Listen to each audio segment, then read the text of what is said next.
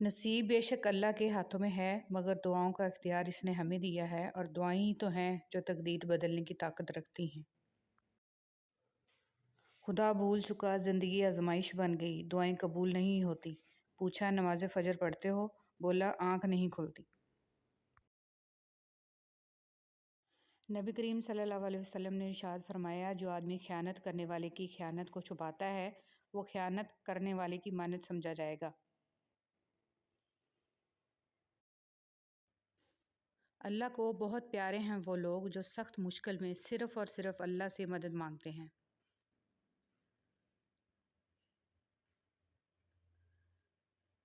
بات نیت کی ہوتی ہے صاحب، کوئی کعبہ سے بھی خالی ہاتھ لوٹا ہے اور کوئی گھر بیٹھے رب کو پا لیتا ہے۔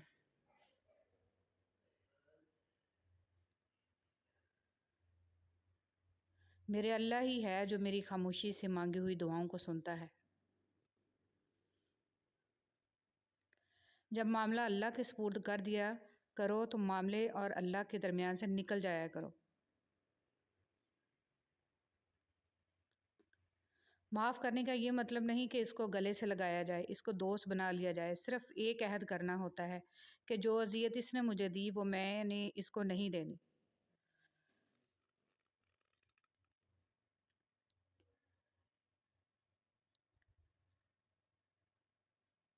جب اللہ کو آپ کی زندگی میں اچھا موڑ دینا ہوتا ہے تو برے لوگوں کی حقیقت آپ کے سامنے لے آتا ہے۔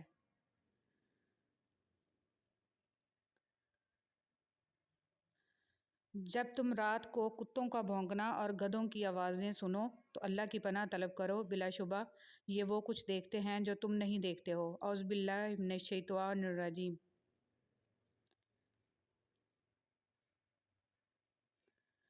رسول اللہ صلی اللہ علیہ وسلم نے فرمایا، صدقہ کرنے والوں سے قبر کی گرمی کو ختم کرتا ہے اور مومن قیامت کے دن اپنے صدقے کا سایہ حاصل کرے گا۔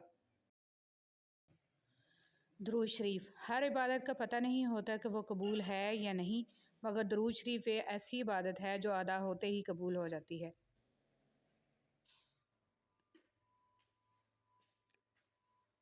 اللہ کے لیے جینا انسانوں کے لیے مرنے سے بہتر ہے، بہت بہتر ہے۔ جس دن آپ کو یہ پتہ چل جائے کہ بعض کاموں کا آپ کی مرضی سے نہ ہونا آپ کے لیے کتنا بہتر ہے، اس دن آپ کی بے سکونی ختم ہو جائے گی انشاءاللہ۔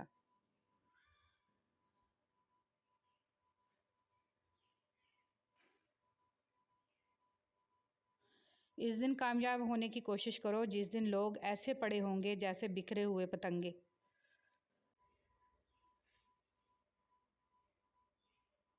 جس دل میں ثواب کا شوق اور عذاب کا خوف پیدا ہو جائے، جنت خود ہی اس کی منتظر ہو جاتی ہے۔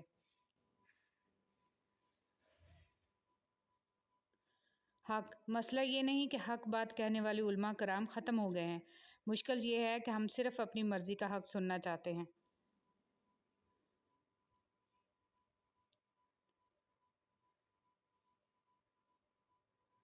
حضرت حلیمہ نے فرمایا، میں نے گھر میں کبھی چراغ نہیں جلایا۔ کسی نے پوچھا کہ کیا وجہ؟ انہوں نے فرمایا، محمد کے ہوتے ہوئے کسی چراغ کی کیا ضرورت؟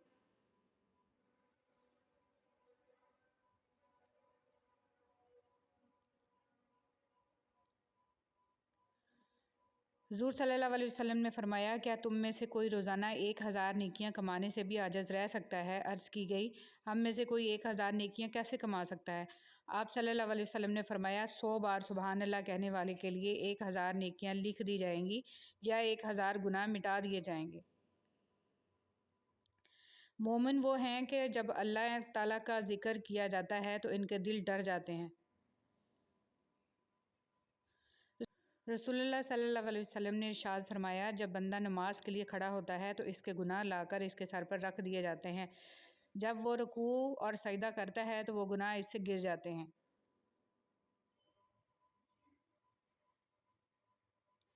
درود و سلام کی سب سے بڑی فضیلت اور خصوصیت یہ ہے کہ کثرت سے درود و سلام پڑھنے والے کو خواب یا حالت بیداری میں حضور نبی معظم صلی اللہ علیہ وسلم کی زیارت نصیب ہوتی ہے۔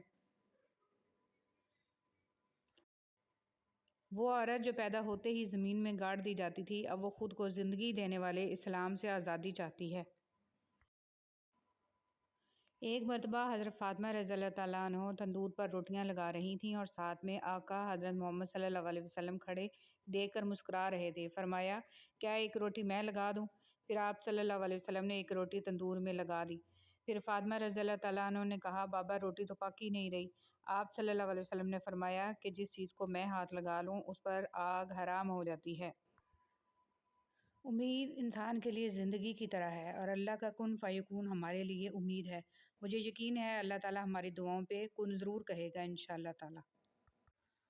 رسول اللہ صلی اللہ علیہ وسلم نے فرمایا، اللہ تعالیٰ فرماتے ہیں میرے ذکر کے لیے وقت نکالو، میں تمہارے کاموں میں برکت عطا کروں گا، ورنہ دنیاوی کاموں کی کثرت تم پر اس قدر مسلط کر دوں گا کہ تمہیں فرصت ہی نہیں ہوگی اور سکون سے محروم رہو گے۔ کون کہتا ہے تنہائیاں اچھی نہیں ہوتی؟ بڑا حسین موقع دیتی ہیں اللہ سے ملنے کا اور باتیں کرنے کا۔ 10 گناہگار عورتیں، تیز زبان والی، ہر وقت موت مانگنے والی، بے پردہ عورت، دین کا مذاق اڑانے والی، چغل خور، احسان جتلانے والی، شوہر کی نافرمان، غیبت کرنے والی، بال کھول کر چلنے والی، بغیر ضرورت کے گھر سے نکلنے والی۔ دنیا کو راضی کرنے کی کوشش میں نہ لگو، دنیا نہ کسی سے خوش ہوئی ہے نہ ہوگی۔ راضی کرنا ہے تو رب کو کرو جو ایک آنسو اور ایک سجدے سے مان جاتا ہے۔ ایک صحابی نے رسول اللہ صلی اللہ علیہ وسلم سے شکایت کی کہ ایک شخص ہے جسے یہ خیال ہوتا ہے کہ نماز میں کوئی چیز نکلتی ہوئی معلوم ہوئی ہے۔ آپ صلی اللہ علیہ وسلم نے فرمایا کہ نماز سے نہ پھرے یا نہ مڑے جب تک آواز نہ سنے یا بو نہ پائے۔ دن گزر جائیں گے اور نیک عمل باقی رہ جائیں گے۔ سبحان اللہ و بحمدہ، سبحان اللہ العظیم۔ ہمیں مندرجہ ذیل تمام تسبیحات صبح اور شام ضرور پڑھنی چاہیے۔